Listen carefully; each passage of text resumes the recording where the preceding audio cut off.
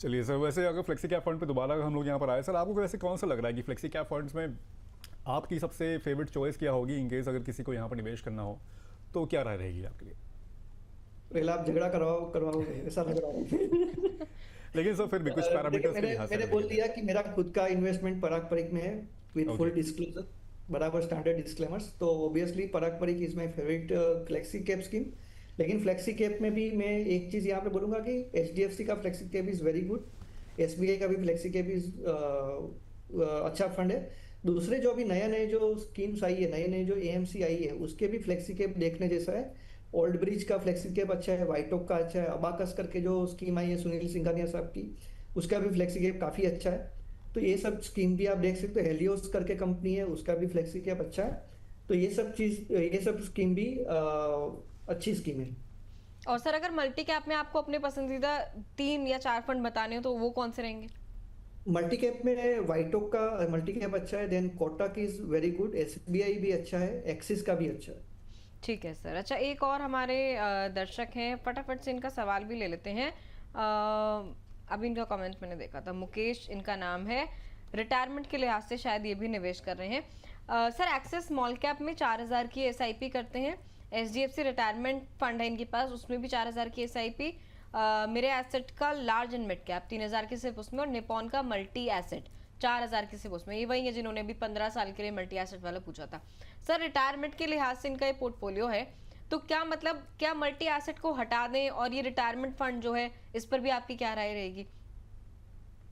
देखिए, retirement fund is one of my best and one of my favourite category. बराबर, तो मुझे बहुत अच्छा लगा कि कोई निवेशक सामने से बता रहा है कि उसने रिटायरमेंट फंड में इन्वेस्टमेंट किया है, तो ये कंटिन्यू करना चाहिए। लेकिन अगर हो सके तो एचडीएफसी रिटायरमेंट से बेटर है आईसीआईसीआई का रिटायरमेंट फंड, क्योंकि आईसीआईसीआई का जो रिटायरमेंट फंड है प्योर इक्विटी सेगमेंट का, वो मल्टी कैप स्ट्रेटेजी फॉलो करता है, और उसमें मिड और स्मॉल कैप का जो एलोकेशन है वो बहुत ही अच्छी तरीके से वो लोग मूवमेंट करते हैं, जिसके कारण उसका रिटर्न बहुत कंसिस्टेंट है और बहुत अच्छा रिटर्न दे रहा है एज कम्पेयर टू एचडीएफसी का रिटायरमेंट फंड। तो ये स्विच करने के लिए वो सोच सकते हैं। दूसरा, अगर 15 साल का टाइम पीरियड है तो मल्टी एसेट में अभी से आप निवेश ना करें तो ज़्यादा बेटर रहता है। आप कोई मल्टी कैप कैटेगरी या फ्लेक्सी कैप कैटेगरी में निवेश करना वो ज़्यादा अच्छा आपको रिटर्न दे सकता है। चलिए एनएफओ पे जाने का वक्त हो गया, लेकिन एक दर्शक हमारे साथ फोन लाइन पे यहाँ पर जुड़ गए हैं, नदीम जी बड़ौदा से। नदीम जी को बहुत बहुत नमस्कार। जी नमस्कार सर कैसे हैं? सब बढ़िया है सर। और सर कैसा मौसम है बड़ोदरा में? मैं बड़ौदा के पास स्टैच्यू ऑफ यूनिटी नाम सुना होगा आपने, वहाँ राजकीय प्लास से बोल रहा हूँ। अच्छा अच्छा अच्छा सर, क्या माहौल है अभी, कैसा है? बारिश तो जो बड़ी जोर से हो रही है अभी। अरे वाह थोड़ी सर, सी यहाँ पर भी भेज दीजिए सर, यहाँ तो रोज माहौल बनता और होती नहीं है। यहाँ पर रुक रुक के बारिश हो रही है। खैर चलिए सर, अपना सवाल पूछिए आप। सर मेरा ये था कि मैंने अभी बीओबी बैंक ऑफ बड़ौदा में मेरा अकाउंट था, तो मेरे पास कुछ पैसे थे, तो 9 लाख रुपए मैंने उनको डिपॉजिट करना बोला, तो उन्होंने मुझे ये फ्लैक्सी कप के बारे में बताया। उन्होंने उसमें मेरा पैसा इन्वेस्ट किया हुआ है डिपॉजिट के तौर पे, तो ये सर कितने साल के लिए रख सकते तो अच्छा रिटर्न मिल सकता है सर? सर ये लमसम निवेश किया आपने 9 लाख रुपए? हाँ लमसम। सर आपको एक चीज मैं क्लियर करना चाहूंगी कि आपको सर पहले से आप खुद से करना चाह रहे थे फ्लेक्सी कैप में, या फिर उन्होंने बताया आपको और आपने उनके कहने में कर दिया? और क्या ये सिर्फ एक लौता फंड है, म्यूचुअल फंड, जिसमें आप निवेश करते हैं? नहीं, मुझे तो क्या डिपॉजिट करना था, लेकिन उन्होंने बताया डिपॉजिट में आपको बैंक 6.5 देती, और अगर आप इसमें करते हो तो आपको रिटर्न 10 से 12% तक होता है। तो अच्छा, बैंक ऑफ बड़ौदा के जरिए आपने करवाया था? अगर लॉन्ग टाइम के लिए आप करते हो तो आपको अच्छा रिटर्न मिलेगा, उन्होंने ऐसा बताया मुझे, बैंक ऑफ बड़ौदा के मैनेजर ने। ओके अच्छा निकुंज सर, मैं आपकी 1-2 चीजों पर टिप्पणी चाहूंगी फटाफट से, क्योंकि टाइम भी कम है। एक तो यही कि अब इन्होंने कर दिया निवेश फ्लेक्सी कैप में बड़ौदा बीएनपी परिवार के 9 लाख रुपए, इस पर आप क्या कहना चाहेंगे? दूसरा ये कि जिस तरीके से बैंक स्टाफ ने या जिसने भी इनको बताया कि रिटर्न के नाम पर कि हाँ आपको यहाँ रिटर्न अच्छा मिल जाएगा सेविंग्स अकाउंट से, अच्छा क्या sir is it a good practice? क्या इस तरीके की प्रैक्टिस बैंक स्टाफ की तरफ से होनी चाहिए? नदीम जी, आपकी उम्र कितनी है? नदीम जी लाइन पे अगर हैं? आप सुन पा रहे हैं तो आप अपनी एज बता सकते हैं कितनी है? हाँ 41 है। 41 है सर। हाँ जी ठीक है। देखिए दिव्या जी, ये clear case of miss selling है। बराबर, क्योंकि 9 लाख रुपीस अगर कोई निवेशक लेके जा रहा है बैंक में और वो डिपॉजिट करना चाहता है और उसको कोई दूसरी प्रोडक्ट दी गई है, भले ही बैंक मैनेजर ने उसको समझाया कि ये इतना अच्छा है कि उसने ऐसा समझाया कि ये म्यूचुअल फंड है, फ्लेक्सी कैप है, ये डिपॉजिट नहीं है, इतना बताया, वो अच्छी बात है। और वो बैंक ऑफ बड़ौदा की ब्रांच में गया तो उसने बड़ौदा का ही फ्लेक्सी कैप दे दिया, बराबर ना। ये 9 लाख रुपीस तो अभी निवेश हो गए, तो उसको अभी कुछ करने का मतलब नहीं है। मैं ऐसा एडवाइस देना चाहूंगा नदीम जी को कि उसमें अगर आपको जब भी थोड़ा बहुत वैल्यू दिख जाए कि आपने जो भी निवेश किया है, 1 साल के पहले कुछ भी नहीं करना है, क्योंकि आपको 1% का एग्जिट लोड लगेगा।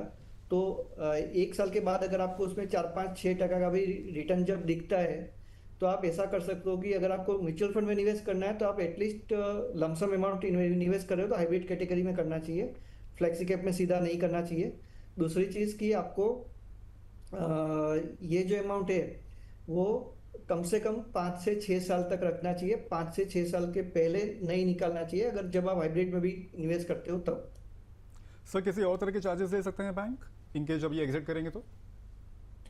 नहीं, एग्जिट लोड एक ही रहता है, लेकिन मेन प्रॉब्लम क्या होता है कि सपोज 1 साल के बाद जब मैं निकालने के लिए जा रहा हूँ, उस टाइम पे 9 लाख की वैल्यू कितनी होगी वो भी इम्पोर्टेंट है। और सर अगर बीच में इनका कोई ऐसा गोल आ जाए, मान लीजिए जिसमें इन्हें पैसों की जरूरत पड़े और बैंक स्टाफ ने जो है क्लियरली प्योर इक्विटी में इनका पैसा लगवा दिया, जो कि सर थोड़ा सा वॉलेटाइल भी है, तो ये तो मतलब बहुत ही खराब बात मुझे। ये बहुत ही रिस्की है और कंप्लीटली ये मिस सेलिंग है। रिसेंटली अभी लास्ट मंथ ही आरबीआई ने एक नया सर्कुलर दिया है बैंक्स को कि ये आप बंद करिए, ये आप ऐसे सेल नहीं कर सकते हो, लेकिन फिर भी क्या कह सकते हैं। सर बेस्ट प्रैक्टिस क्या होगी इनकेस जब कोई निवेशक जाए यहाँ पकड़ने के मैं लिए? ऐसा बोलता हूँ, मैं ऐसा हम समझते कि सपोज ये नदीम जी मेरे पास आ रहे हैं, जी बराबर, तो ये 9 लाख रुपीस अगर मेरे पास आए हैं और 41 की एज मुझे बताई, हमको बताई नदीम जी ने, तो मैं वो 9 लाख रुपीस में से पहले तो एक साथ निवेश नहीं, हाइब्रिड में भी एक साथ नहीं निवेश करेंगे, हम उसको एसटीपी के माध्यम से करेंगे और उसको हाइब्रिड कैटेगरी में प्रोबेबली मल्टी एसेट कैटेगरी में या उसमें लेके रखेंगे पैसे को। ओके चलिए ठीक है, ये राय जो है नदीम जी के लिए। नदीम जी और कोई सवाल आपका? वैसे सर ने आपको एडवाइस दे दी है क्या करना है अब आपको 1 साल बाद। नहीं, जैसे ये रिक्स वाला है तो जैसे मैं अभी इसको 1 साल के अभी तो कुछ कर नहीं सकता ना इसमें सर? आप कर सकते हो सर, आप कर सकते हो, लेकिन उसमें आपको चार्ज लगेगा। आपको 1 साल के बाद इसका वैल्यू चेक करके वापिस इस शो पे आइएगा और दिव्या जी और हम लोग रहेंगे ही शायद 1 साल के बाद भी, तो उस टाइम पे हम वापस चर्चा करेंगे। बिल्कुल।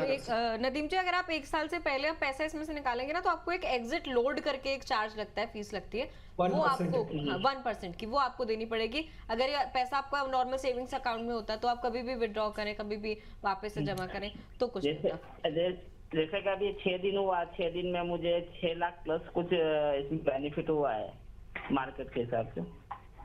सर वो तो मार्केट है, पैसा आपको बढ़ता हुआ भी दिखेगा, कभी ऐसा टाइम भी आएगा जब आपको नहीं बढ़ता हुआ दिखेगा, पैसा स्टिल दिखेगा, कभी गिरता हुआ नजर आएगा, क्योंकि आपका पैसा इक्विटी में शेयर मार्केट में लग गया इस फंड के थ्रू।